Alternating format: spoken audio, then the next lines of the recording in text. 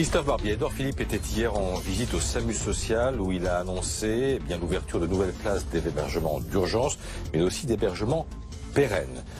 Le gouvernement veut montrer, et c'est son rôle, qu'il est mobilisé, c'est ça? Ah oui, bien sûr. On a assez entendu que Macron était le président des riches. Il s'agit de montrer maintenant que c'est le gouvernement des pauvres, qui s'occupe des pauvres, qui a de l'empathie, qui a un cœur. Il a plus qu'un cœur, ce gouvernement. Il a des jambes. Alors Édouard Philippe, il est allé sur le terrain pour bien montrer qu'il était préoccupé par les moyens du SAMU social. Il a plus que des jambes, il a des bras. Alors on va distribuer tout ce qu'il faut. Puis il a un cerveau sur tout ce gouvernement. Et là, c'est un bon point pour Édouard Philippe. Il a anticipé. On vient en amont voir que tout est prêt pour la crise de froid éventuelle. On vient pas en aval à la rescousse.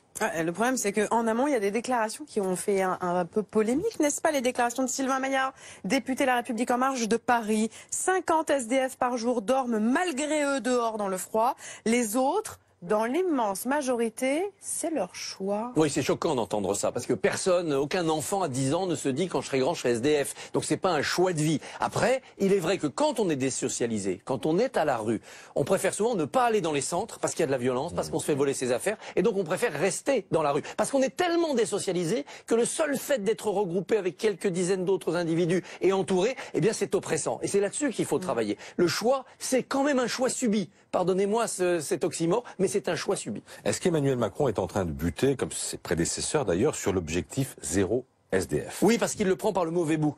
Intervenir dans la rue en se disant tous les SDF, on va leur trouver un toit, on va leur trouver une activité, c'est pas possible, c'est déjà trop tard. C'est en amont qu'il faut travailler sur le long terme pour que les familles soient mieux aidées, pour que personne ne se trouve arraché à sa famille et jeté à la rue, pour que l'éducation soit au rendez-vous, pour qu'on lutte contre la drogue et surtout pour qu'on crée des emplois non qualifiés dans ce pays, des boulots pour tous ceux qui n'ont pas fait de grandes études.